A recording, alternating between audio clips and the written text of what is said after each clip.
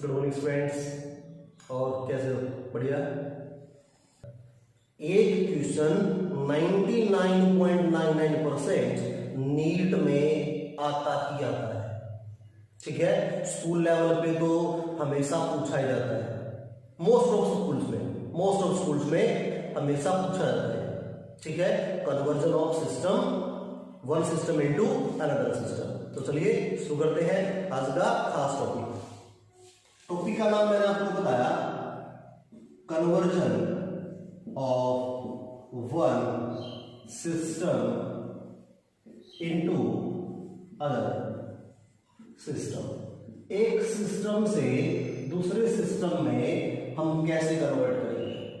Suppose हमने कोई भी क्वांटिटी ले ली, क्या वो हमारे पास में क्या है? क्वांटिटी है, और क्वांटिटी को हम एक्सप्रेस कर सकते हैं n इंटू यू की टर्म में। n इंटू यू की टर्म में। n इज न्यूमेरिकल वैल्यू, और हमारे पास में इस u का मतलब क्या है? यूनिट। एग्जांपल, अगर मैं आपसे कहूं 5 किलोग्राम में चीनी लेके आया, 5 किलोग्राम में शुगर लिया है, तो इसका मतलब 5 is the numerical value and kilogram is the unit. ठीक हो गया? अब एक बात बताओ, क्या 5 किलोग्राम को मैं 5000 ग्राम बोल सकता हूं या नहीं बोल सकता हूं? बोल सकता हूं भाई, क्लियर बात। तो इसका मतलब हम 5 किलोग्राम को 5000 ग्राम भी बोल सकते हैं, और इसका मतलब है this is n1 and this is u1, this is n2 and this is u2। तो इसका मतलब किसी भी क्वांटिटी q को हम n1 u1 is equal to n2 u2 की फॉर्म में भी एक्सप्रेस कर सकते हैं। Is it clear to all? किसी भी क्वांटिटी को n1 u1 is equal to n2 u2 की टर्म में भी हम एक्सप्लेन कर सकते हैं। मैं यहां से फॉर्मूला बना रहा हूं कि अगर मुझे इससे इसमें कन्वर्ट करना है तो कितनी वैल्यू मेरे को गेन होगी। तो n2 की जो वैल्यू है वो बराबर किसकी आएगी बताओ? n1 u1 divide by u2। Clear है यहां तक?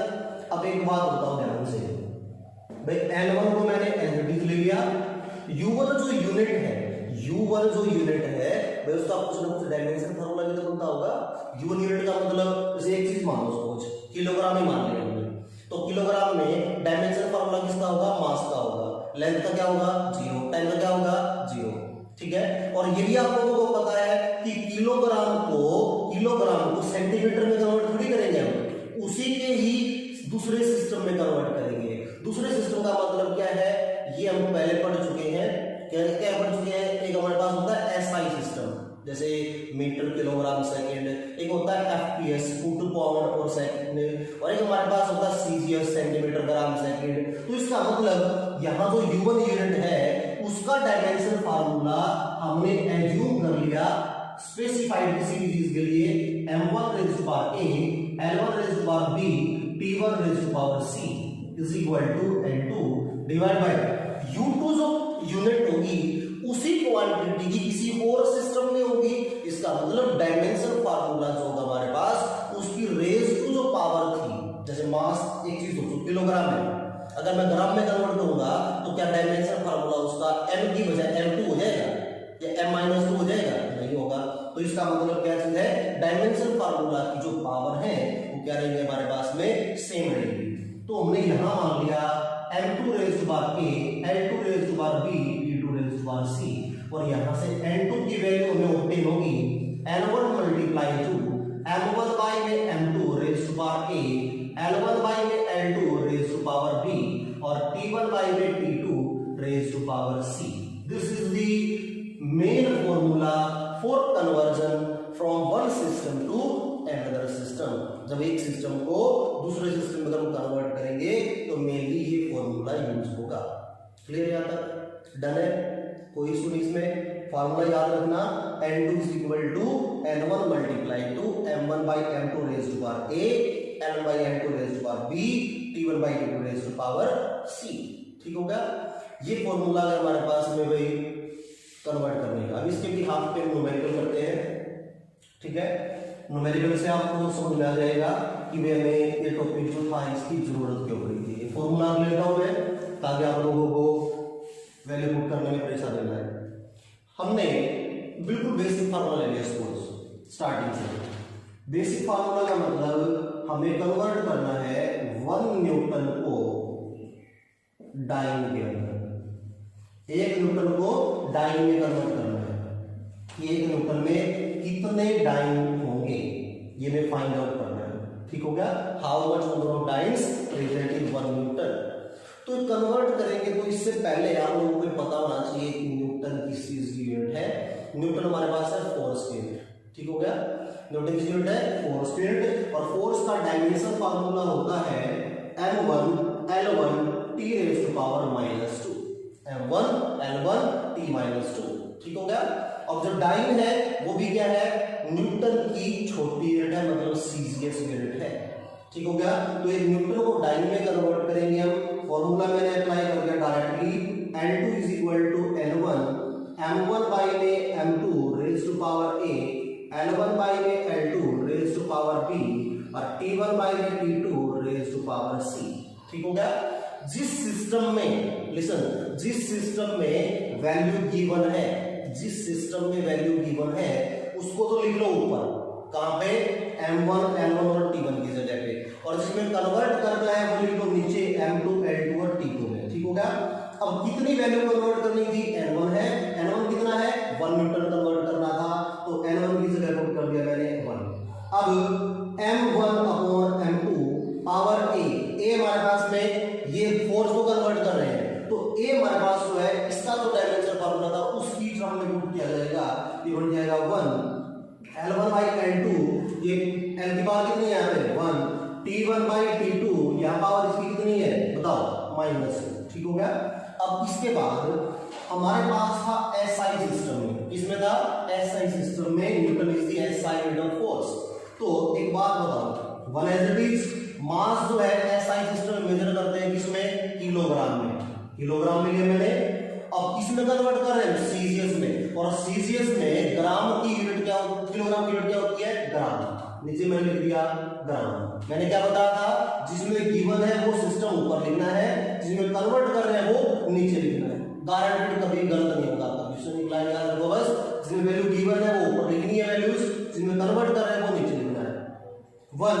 अब लेंथ किसमें होती है एसआई सिस्टम में, मीटर में, अब कन्वर्ट किसमें कर रहे हैं, सेंटीमीटर में 1। टाइम किसमें होता है एसआई में, सेकंड में, सीरीज में क्या होता है, सेकंड में, पावर -2। अब एक बात बताओ, हम इसको कन्वर्ट कर रहे हैं, ठीक है, मैं इसको यहां लिख देता हूं।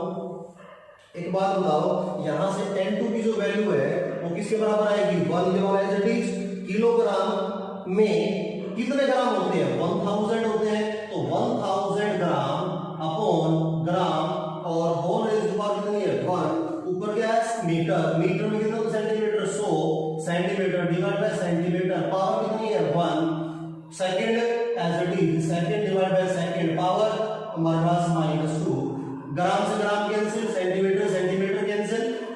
इसके बाद हमारे पास क्या बचेगा भाई, इसके बाद हमारे पास बचेगा, ये बन जाएगा 10⁻³ 1, और ये बन जाएगा 10⁻², ये बन जाएगा 1⁻⁻2।